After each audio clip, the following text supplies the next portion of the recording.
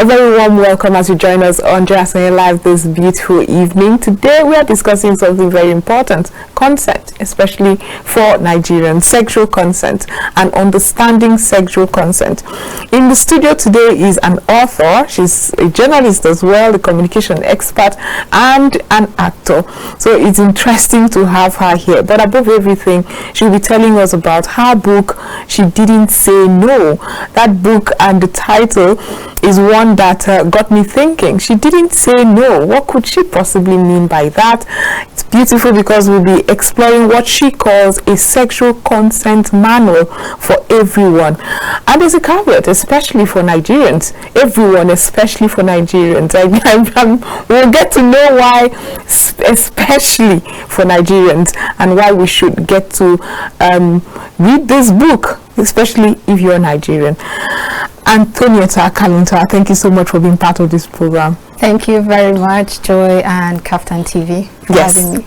It's wonderful. I mean, you do so much. How nobody would have thought you had the time to sit and write a book? Neither did I, but you know, earlier in the year, I decided to dust off something I've been working on for the past 4 years. Oh, 4 years? I had a month of free time, so I said, time to finish it. Yeah, it's time. And I think we're happy you got to do this, especially for Nigerians. We'll get to why that happened, but that'll be after this short break. Remember, we'll be discussing understanding sexual consent. What does it mean? Are there yes, no's? How can you what do you do in such situations? We'll be right back. For a very long time, that conversation on defining consent has been all over, I mean, rife, especially on social media, where some people say, well, I got a yes and then a no, but does that mean I should stop? And a lot of parents and stakeholders around the women advocacy sector have been trying to define what sexual consent really is, especially because the lines can be blurred sometimes, and I'm happy that Anthonieta is right here in the studio to give us an idea and you know, give us this book that will finally tell us what exactly one should do, even if you're a woman, man, young girl, and all that, and especially for Nigerians, I must insist. And so, but thank you for doing this. I know a lot of young ladies feel ashamed to say no when they start feeling like this isn't what I wanted at the time. But can you explain what sexual consent really is? I think that's the basis we should start with. Okay, so for the very beginning, the basis definition of consent, I'm an ambassador for the Consent Awareness Network, and you know, we have a definition coined by the founder, Joy Short, and which is #FGKIA. So consent is a freely given, knowledgeable, informed agreement by a person under the capacity to reason. Right. Apt. So wow, that's a beautiful one. Under the capacity to reason. Because freely given, knowledgeable, informed agreement, if the person cannot reason, if the person is drunk, if the person is mentally ill, if the person has something that is inhibiting them from being able to reason at that point, then right, every other thing cannot, you know, fall in line. It cannot be consent. And that's a very important conversation, because for many people, they feel like every yes means consent, right, which is wrong. And that's one of the things I point out in my book. There's a difference between assent, acquiescence, and consent. Exactly. So just because I said yes doesn't mean I consented. There's assent, which is agreement on the face of it. There's acquiescence, meaning agreement under duress, coercion, you know. So all that, yes, and it's easy to understand in non-sexual conversations, but somehow when it comes to sexual conversations, we start to act like the lines are blurred. Right. So if you say Joy, if I say Joy, come with me to the restaurant, and you come with me and I abuse you, people start to argue, well, why did you go with him? You didn't know. No, I agreed on the face of it. I agreed to go to the restaurant, not to do any other thing with you. Acquiescence, if a robber meets you and he points a gun and collects your phone, nobody is going to say, oh, you consented, you gave him your phone, because we understand those concepts. So those are very different things, and which is what the title of my book is about. She Didn't Say No. And basically I'm trying to put the question or bring to our minds that not every absence of a no means consent. Right. Joy Short, in one of her TEDx talk, When Yes Means No, discusses this, and I try to, elaborate on it in my book. So there are instances when someone says yes, or that doesn't mean go all the way, because there could have been other reasons. Sometimes one thing that also affects consent is the influence. So if the influence is malicious, and one of the things, you need to get my book. I know, and it hasn't been launched yet. So you've been teasing me with this. Yeah. Because one key thing that Nigerians fail to understand is also fraud. And I have a chapter that, tries to talk about that in my book. And we fail to understand that when you lie to someone about foundational facts, they did not consent. So for Nigerians, they feel like, we've heard stories where people get married to men and they're like, you find out that, he said he worked in oil and gas and he probably sells palm oil. And it's not, and we laugh about it, but that person didn't consent because that's a foundational fact that was the basis of the decision they made. Right. And so even legally in other situations, in my book I reference always, every time I have this conversation, I reference a divorce case I covered where the lady found out after marriage that the man had erectile dysfunction, and the court ruled that the marriage was null because she did not consent. Right. So he hid a foundational fact, knowing fully well that if she knew about this, it might shift her decision. Exactly. So people have a right, women have a right to know the big picture and to be able to decide for themselves if they want to go ahead or not. And when you take away that right, then they did not consent. But you've also heard situations where I heard her say yes, and then she said no, but we had gone too far. In that instance, it doesn't address really your definition of consent. Okay, so while consent, yes, freely given, knowledgeable, informed agreement, consent can be withdrawn. So when you have consent, if I've established consent with you, say I let you hug me, and we're people that hug, if you want to move to a new level of activity, that's a different, you need to get consent from me. And even if I've given you consent to hug me before, I can withdraw it. I can say I no longer want to do this. And if I say it at that point and you keep going, then I'm sorry, that person is not consenting to whatever activity, because they are human beings and they have their own autonomy, and they should be able to withdraw and say no. Yeah, and they can say no, stop it, I'm done, and that's fine. Most concerning is when an adult, full-fledged human being will tell you, well, the child said yes. The child did not argue with me. The child did not force or refuse. So how do we address this? So that's why the title of my book has, especially Nigerians, we have an age of consent problem, and that's why it's the first chapter in my book. Age of consent. We have a problem, and it starts with even our laws, because Nigeria and its nuances. We have the penal code, then we have the criminal code, and people are a little confused. And the most comprehensive documents we have right now that addresses all of this holistically is the VAP Act, which is not domesticated in maybe just what most states have domesticated, and in spite of that, we're not seeing the kind of implementation that we would like, but at least we have that document to go by. And if we're going by that definition, we have 18 years, right? So we have 18 years. So let's assume we're all clear-headed people, right-thinking people. I like that assumption. Yes, we just have to assume, because I like the assumption. The stats say otherwise. But let's assume we're all level-headed people, right-thinking people that agree that that understand that the age of consent is 18. Now you'd have the same scenario in higher institutions, where some lecturers previously would argue that, but I didn't force her to do anything. I asked her to date me. I was trying to, and that's one of the things the sexual harassment bill that is trying to address, that you can no longer say she consented in those situations, which is another thing my book highlights. Power differential. Exactly. There's a power play there that puts more responsibility on the person with more power. Exactly. You can't have that much power over someone and think that the person would have to say no. Would say no, or say no very easily, like they would their classmates or somebody who is, within their level. So those conversations, and it's very beautiful to see that our laws are beginning to address, and people are pushing for bills that, highlight these factors and say, no, we can't have situations like this. Well, the VAB law act that you just mentioned is very comprehensive. It does address all these issues. However, would you say it has helped, especially Nigerians? I mean, your emphasis on Nigerians. We have these laws, but we still record very unfortunate incidences of sexual predators, especially on on children. Yes. Now we have religious interventions, or rather religious leaders that try to intervene, and it culminates to not seeing that consequences that will eventually deter others. We don't see a lot of persecution in that, in spite of all we have been doing. So how does that make you feel when, I mean, we're in the media and we see it hands-on? Yeah.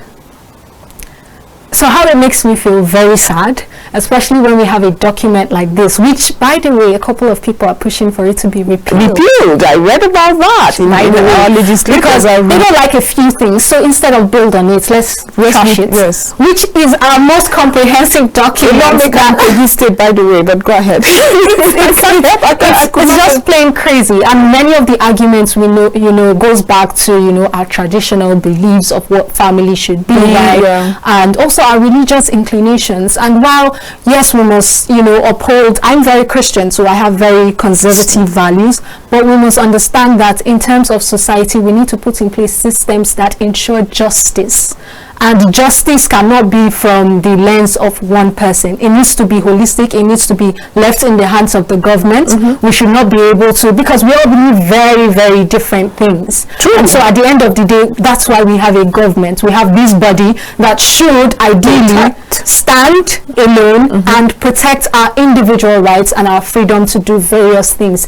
And for me, it just has to do with, coming to the point where Nigerians, where our leaders, everyone, and male allies learn that women are individuals of themselves, and learn that there's autonomy. For so long, in most of our history, in most of our traditions, you see that women don't really have autonomy. She's either, decisions are made for her by her father, her brother, her husband. At every point, it has to be governed under a man. Anthonieta, when you read about people who say, I'm trying to get an apartment, I'm trying to get a house, and they tell you, I can't give it to you because you're not married. You're not married. You're single. And except, I should get me some sort of consent from your father. A full-fledged woman. You're going too far, because that's even like just. Recently, we saw the travel document, the list that came out, and people, there was a lot of backlash because they had on there that your husband must consent for you to travel. And Muslims, they don't even think about the reason why you would want to travel and not let your husband know. Did they consider that you're not even submitted to that person, one? Two, what if it's an abusive relationship and you need to get you're a full adult? Why do you need to? So it's just learning that women are individuals of their own, capable of making their own decisions. I went to a restaurant recently, and I shared this experience. I went to a restaurant, I sat down, I was trying to get somebody to, pay attention to me and serve me already. Just come ask at least. And when I eventually got somebody, he said, I thought you were waiting for somebody. So I'm working here alone, and you probably can't afford it to them. I didn't maybe look like I could afford it, or is only a norm for a woman to come in with a man just to feed, to eat. Which is why the campaign they recently did, Her Money, Her Power, is very important. And I like that they try to localize it and get it in, other languages. I saw the northern one, and it's a really powerful campaign. In order to be able to get respect, especially from men at this point, as someone who can make her own decisions and have a level of autonomy over yourself, you need to be empowered. True. We can't force women to not work or not earn something that makes them feel like they can make their own decisions, and then at the same time want them to be able to do that. So there's a level of independence that you would see if women had their power, and by their power I mean their own money. While we are talking consent, and very often the conversation tilts towards the woman, a lot of men also suffer some sort of abuse, because the woman, some women are like, did you just say no to me, and go ahead all the same. But have you had many cases of women also violating the men? Definitely. So the reason why the male gender, because statistically the women it's more, but it doesn't mean that it doesn't happen to men. But we have an issue where men don't really want to talk about, and for a lot of them, largely the ones that I know is a lot, is the young boys being groomed by. Many of them have stories, but they don't want to say it out there, because I think the guilt for men, when a woman is raped, it hurts.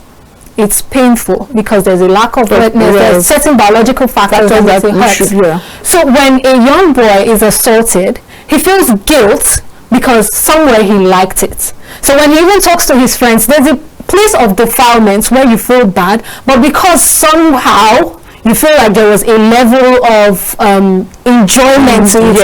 There's that guilt that sort of clouds it for them, and they're unable to identify that whatever happened to them was assault. Right. They were abused, they were raped, and then how the guys are. And these are the conversations we're trying to have. You can't shut a man down when he says things. That's why we're saying feel your feelings. Exactly. If you feel bad about this thing, then you feel bad. Your feelings are. There is no reason why a 28-year-old woman should be having sex with a 15-year-old boy, an 18-year-old boy. It's rape. It's rape.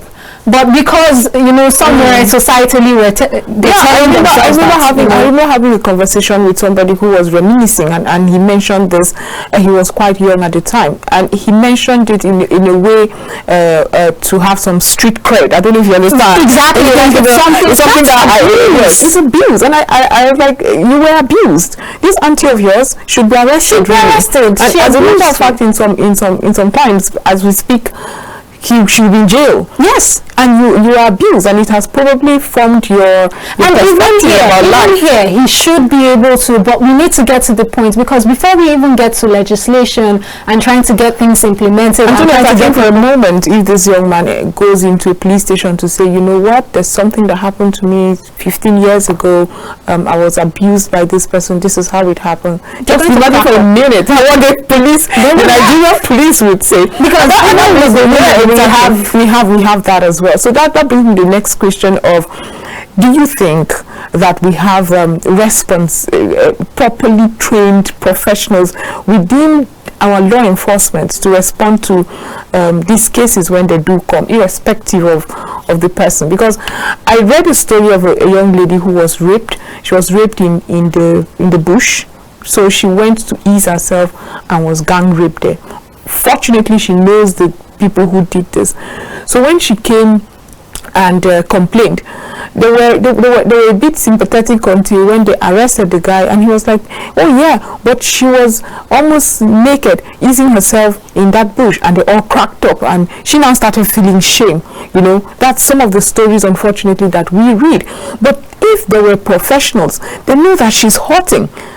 She was gang raped. That's how bad it is. So how do we ensure that these trainings get to desk officers? I remember we had that conversation some time ago. Desk officers in police stations that would address these cases. So at the end of the day, yes, we need to be making laws on one hand, but on the other hand, we need campaigns like the one I'm championing, the consent campaign, which is taking consent education to people. Grassroots, tertiary institutions, workplaces, educating people on what it is and why it's a serious thing. And shaming people who think it's a joke. Like if I'm somewhere and someone cracks a joke about raping anyway, I make sure everybody feels bad. Exactly. Everybody that cracked up has to feel bad, because we need to understand that it's serious. It's not a joke. Whether it's a man, whether it's a woman, whoever was raped, even if the person identifies as anything that you do not agree with. Exactly.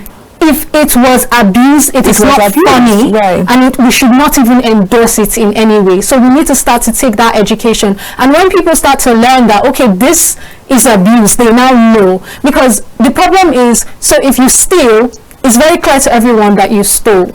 But when it comes to consent, we have this way of blurring the lines. So not many people even understand really. They know the word, but they can't really define it to you. They can't really tell you what it is, what is black, what is white. So we need to educate people. So when we have that level of education where everybody, the average person, understands what consent is and is able to point out when someone is consenting, when someone isn't, then we'll get to the point where even our law enforcement, it's everybody really. And so we need to start to make those campaigns. We need to go in there, educate people, and hopefully with laws in place, ensuring that there is proper deterrence to people who, commit that, will make progress. Now, we've also recorded some women who use the sympathy that comes with rape, sympathy that comes with assault, sexual assault, to weaponize how do I put it now? Lie, right? And we've seen cases where men are acquitted. Finally, there's evidence that this person just wanted to get back over something. So, and that has really affected others who come out to say, I was raped, especially when it's high profile. I was raped by this person. Oh, he's high profile, you're probably trying to get attention, you're probably getting back at him on something. So how do you balance this, where women have also been culpable in trying to victimize themselves and make joke of the whole campaign and advocacy? Well, firstly, let me piggyback on something you said. I'd like to point out that because someone was acquitted doesn't mean they were innocent, because rape is a very, very difficult crime to prove. Right. So I covered the case of Ochanya. Everybody knows, if you go through that case, the wife was even, found guilty of negligence, knowing that something happened under her. But because there was no evidence, Ochanya had died at the time the trial was ending. So there was nothing to prove except the video. And, for criminal cases, you need to prove beyond a reasonable doubt. So rape is a very difficult crime to prove. So acquittals don't generally... however, we had apologies and, sorry, I did this. But you get what I'm saying. My next point is that, yes, there would be people who, want to take advantage of systems. So we have the right of Me Too, where people are coming out and they're saying, so definitely there would be those 1%, the 2% that will come out and want to make false statements. Just the same way we have, I think, according to our laws, the punishment for armed robbery is death by hanging or something. But people can lie about someone and say, we're not going to go and change the laws and make it softer just because. Right. What we're going to do is make sure that when you do lie, we sue you for defamation. We ensure that you pay just as much. So that 1%, they might be very minute, but it's also important that we ensure that people are not, taking advantage of the systems we're putting in place to punish predators in order to just get revenge. But at the end of the day, where we are right now, the statistics, there's a wide gap. It's like a 1% fake reports versus actual rape stories. Right. But I do believe that, if someone says something that isn't true, go through and sue them. I was just telling you an experience I had during the International Legislative Dialogue on Women and Constitution Amendment in Nigeria, where the House of Representatives Committee on Constitutional Review sat to intentionally commit to being more friendly, that's to speak in lay terms, towards women in the constitution. There are nuances that are not favorable to women and all of that. And the House of Rep member stood up to say, well, you people are here talking about how women should emerge in politics and in leadership positions. Have you wondered what the culture says about it? Have you wondered what the religion says about it? You just want women. If women do emerge, what happens to the family? Isn't that their role? Now, these are individuals who gathered us to come and be told that they are very intentional and committed about helping the cause of women and ensuring that women thrive in our society, right? And one person in the cause to ask questions. That's how conflicted I was. I was like, really? Are you sure you read about what you came here for? But that tells us a lot of that represents to me a lot of people in society who still, in spite of the advocacy and awareness, still believe that women should not have a voice. And that's what he reflected. In your work, how have you had to deal with individuals like this who are very patriarchal in thinking as to what a woman should do? A woman's voice shouldn't be heard. And imagine being a child to that kind of father. You would go through abuse without thinking you need help. You need help. So the one thing we do, so there are people who would always want to hold on to tradition, you know, regardless of, even if it's hurting, because at the end of the day, he's a man. And there are even women that will uphold these rules and uphold, you know, these mindsets because that's how they were trained. The thing is, when it comes to the conversation of consent, we need to find allies.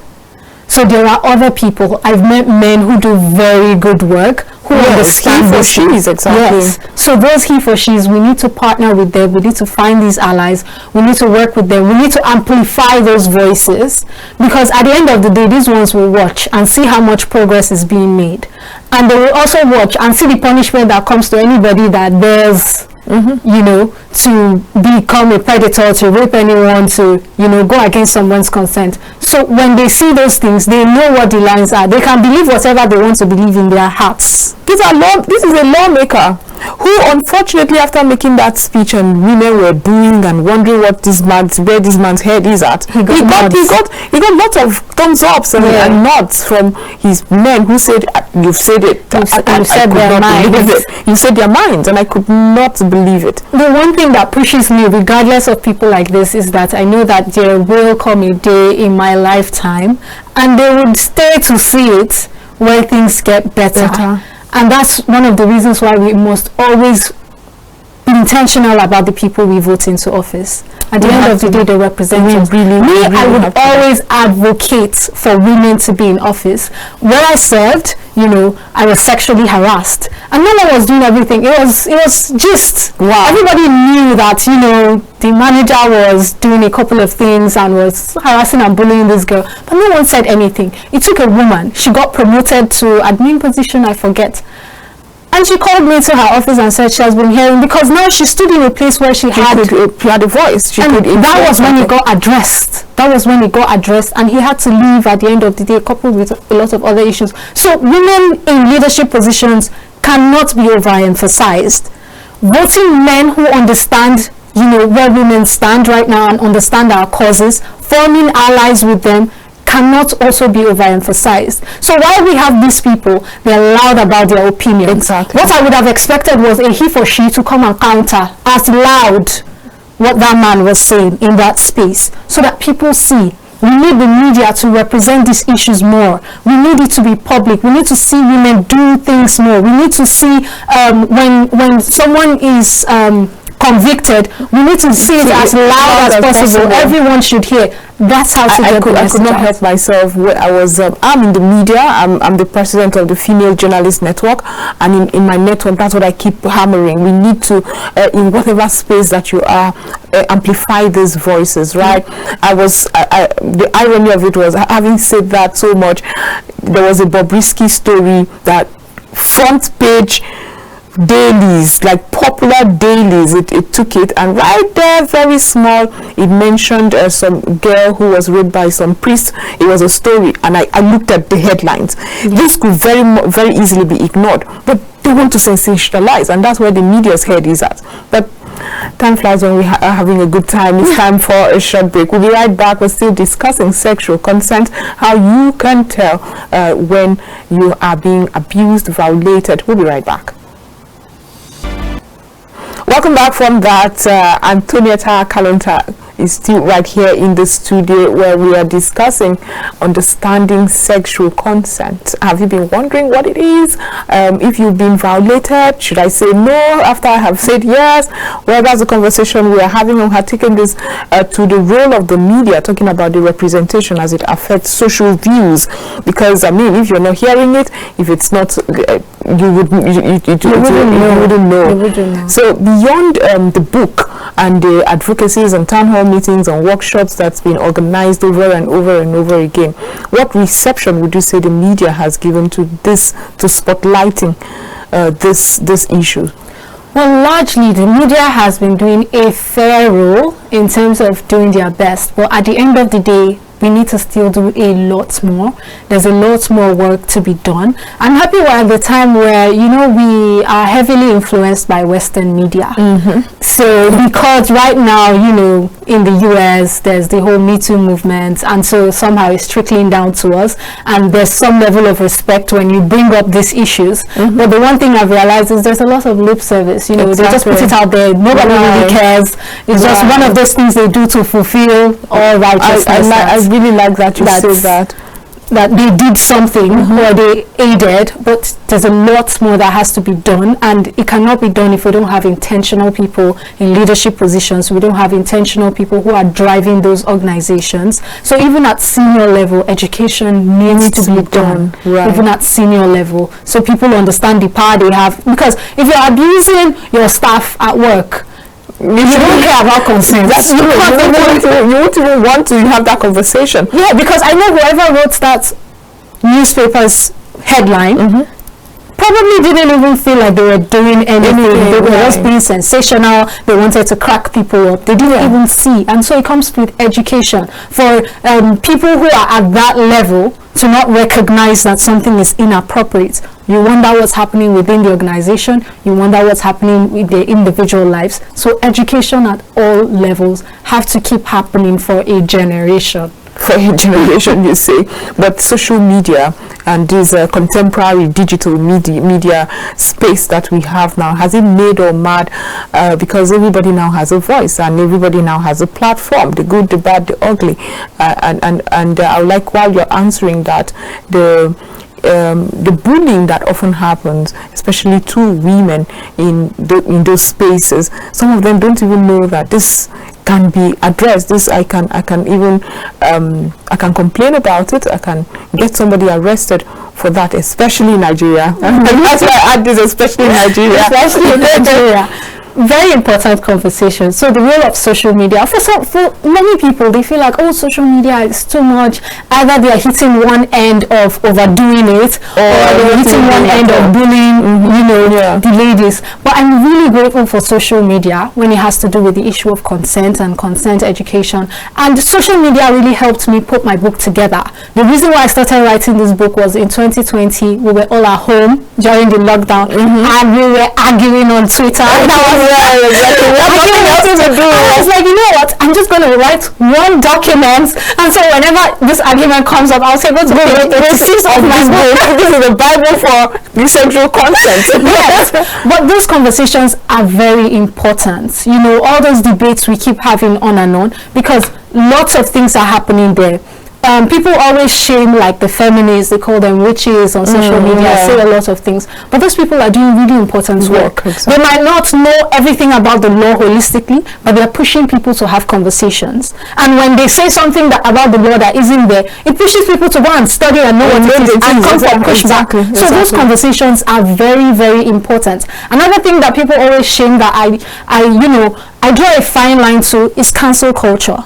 So if there are situations where we cannot take you to court, we will shame you for it. Yes. You will not do it again. Or at least when you are doing it, you know that you will not be as bold as people used to be. If social media drags you, the Nigerian social media is vicious. Vicious. Very necessarily so, because there are people who previously would, get away with anything. We've had situations previously where people can just say anything, talk about how they, abused girls, maybe at parties, and probably because you can't say it in this generation. I was so happy. I don't know if you saw that video. I think it's almost a year now of a boy who recorded himself. I don't know if you stumbled on it. It was really popular. He's recorded himself abusing a girl.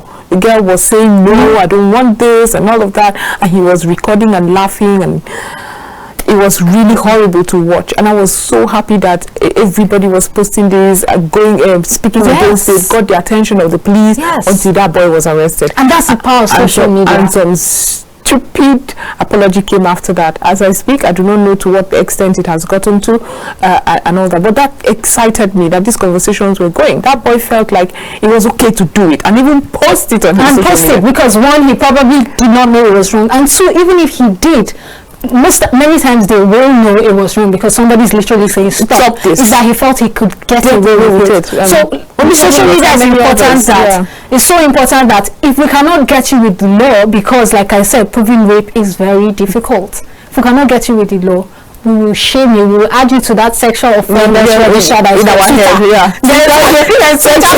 We will shame you for it, and you will not be able to walk with your head up, at least on those streets. You will go and try to rebrand. So let's get back to this book, because she didn't say no. You have been teasing all of us with this, and finally the launch. When is it coming up? It's coming up on the 30th of November. 30th of November. That's very exciting. Where exactly? It's going to be at Ishaku Hotel. Okay. It's at Garki in Abuja. That's exciting. Now, for those who may want to be part of campaigns and volunteer to one organization or the other that would also amplify these voices of especially consent. Especially consent. Because one thing we have not spoken about is you can actually not give consent even in marriage. Oh, definitely. Which is one of the reasons why they're trying to repeal the VAP Act. Exactly. Because the VAP Act, made that very clear. That even in marriage, but they're saying, no, you're trying to build the family. And why are you trying to sleep with somebody that says no anyway? It's ridiculous. Like, when you have the conversation, it's like, the fact that this person's already saying no, whether it's your wife or not, you should respect that. And the fact that you're repealing this. I'm not married because I'm not shy. I'm not embarrassed. I'm not shy. Doesn't not occur to you that to fight for your rights to force. It's just ridiculous. What are we doing? I mean, I thought I wanted to get support from, because I felt like that it had gone to second reading, I think. Yes, there's been a lot of pushback, especially as it has to do with families. Families have been pushing back. I know the Dorothy Njimazi Foundation have also been going. So hopefully something comes out of their advocacy work, and we're really hoping. We have a couple senators who are female, so I wanted to collaborate with them as well. Very little, and that's the problem. We have so little, and so they're like lone voices, bucket of voices here and there. So they'll be easily drowned. But we just have to do our best, and that's where the point about allies comes in. There are men that might be able to stand with us, especially when they understand how grave this is. When they understand that the VAP Act is not even just about women. Previously, a man cannot be raped. If it's not penis, vagina, it's not rape. That's one of the things that the VAP Act recognizes. That, if you insert anything anywhere, any hole in somebody's body, they do not find it. Exactly. So why would you want to repeal this comprehensive document when it can be amended? Exactly. We're not even saying you don't have a right to, want to push back on certain things. Why the entire document? Why? Repeal the entire document. That's exactly the conversation. Do you think the work that went into even getting the VAP Act in the very first and then you're trying to play the argument that we'll repeal this one and make another one? In how many years? You didn't get to even read through the replacement. I haven't. Please do. I haven't, because I'm just fighting that this one needs to stay. We can amend. We can amend. So in the book, I read a bit there where you said through Amara's experiences. Who is Amara? Okay, so since I do not have a good enough sneak peek into the book, I just read the synopsis about the book. Is just an excerpt there. He said through Amara's experience, and I want to do who is Amara. Okay, so writing the book, I used someone's story. Right. I've decided to call her Amara because I believe that, as a theatre student and also as a writer, I understand the power of storytelling. I want to paint clear pictures where the lines may seem like they are a little blurred, but they're actually not, because consent is consent and what isn't consent isn't. So I use that person's story, but I've tried to, take out identifying factors. So people don't really identify. So we call her Amara, and there are 3 key moments in her life. First, in her childhood, when she was 18, and as an adult, where, she's unable to say no, but it didn't necessarily mean that she consented. And that's the basis of my book. That the fact that she didn't say no doesn't mean she consented. And young people in Nigeria, I mean, that's a lot of issues. Would you say a parent are standing in their place as parents to have these conversations, to say, listen, you don't, this is what consent means, and if they violate it, it is wrong, and you should be protected, and the laws will come to your aid. The laws in Nigeria. But you get what yes, I'm saying. definitely. Like, families always have a key role to play. But aside families, because I've been a child too. There are things they tell you at home that might not sound like the cool gist unless you hear it in school or you hear it from your peers, and you know that. So it's a societal thing. And there's a way parents do it. I mean, I don't know if you have it so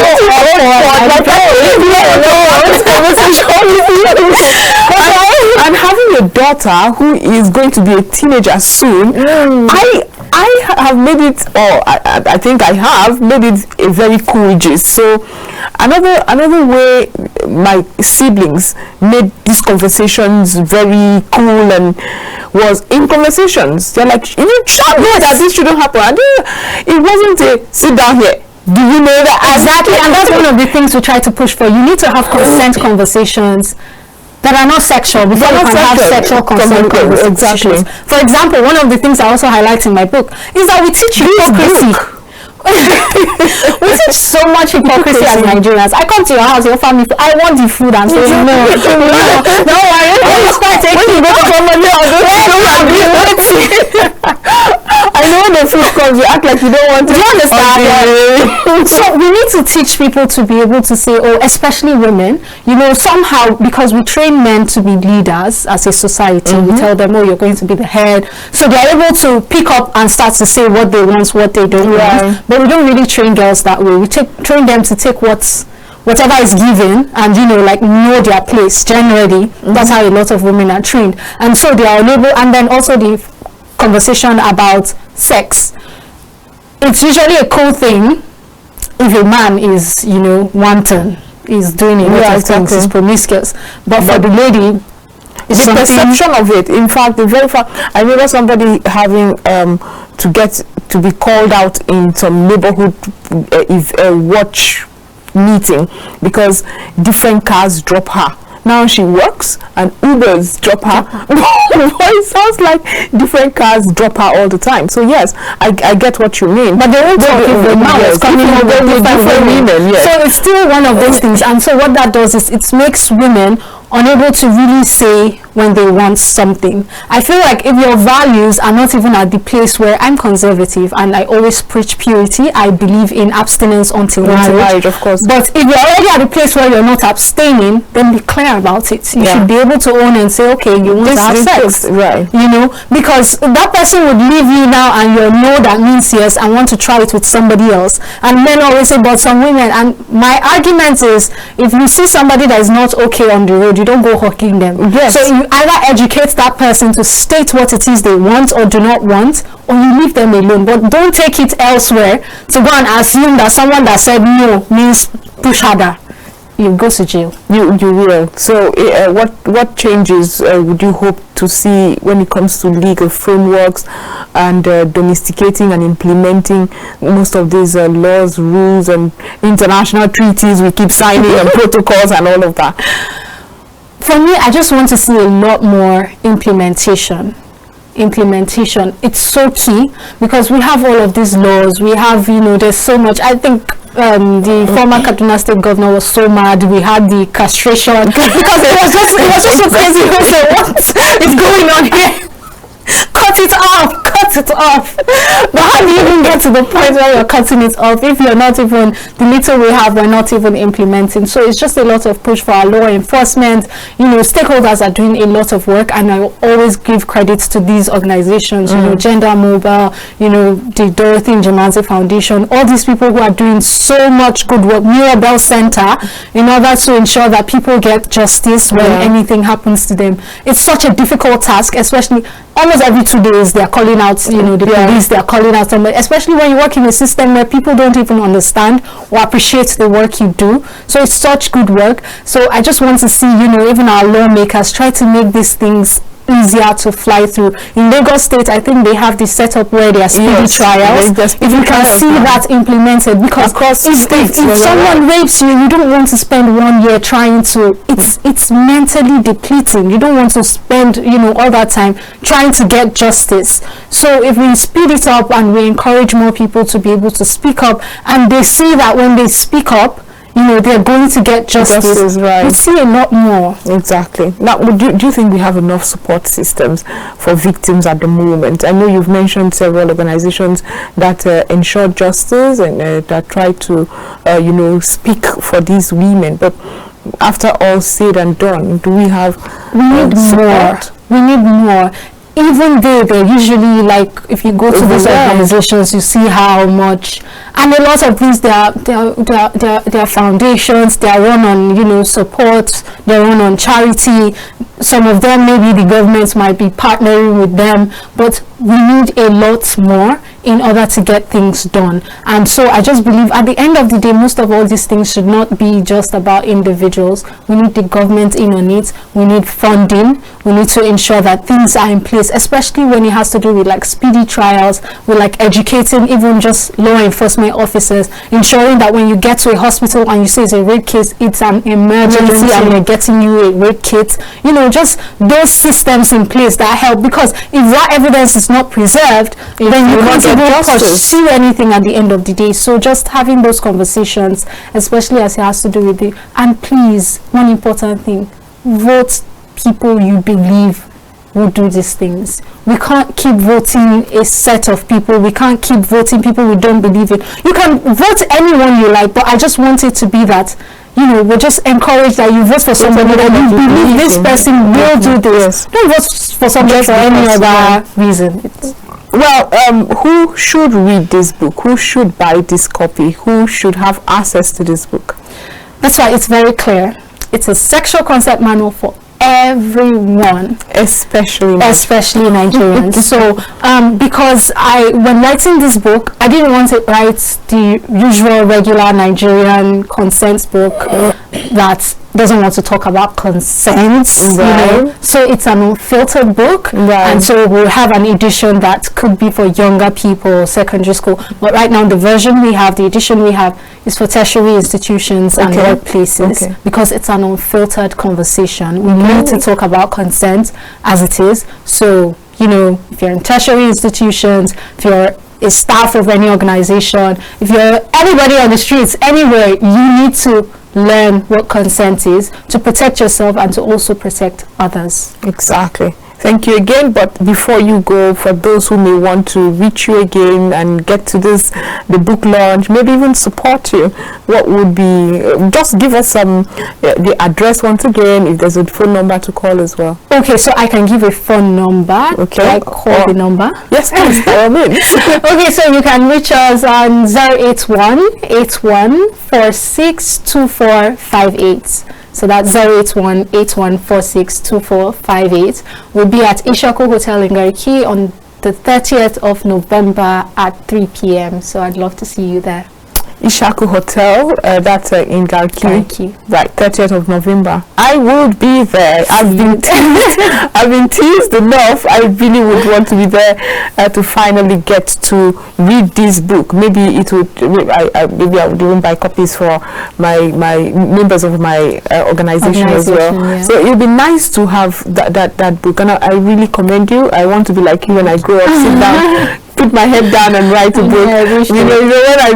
When I follow you a lot, so I see you acting in this movie role and doing that. I did not for a minute know you had the time to write it. So I commend you, and please let's do more. Thank you so much, and thank you for the work here and for amplifying voices that bring this cause to light. By all means, we do not have a choice now, do we? We have even. We've been discussing with Anthonieta Kalunta. She is an author and so much more, journalist, actor, and sometimes, have you gone into the music industry yet? she's working on that as well. Thank you so much for being part of today's edition of Joy Asmaya Live. I hope you've learned a thing or two about consent, understanding sexual consent.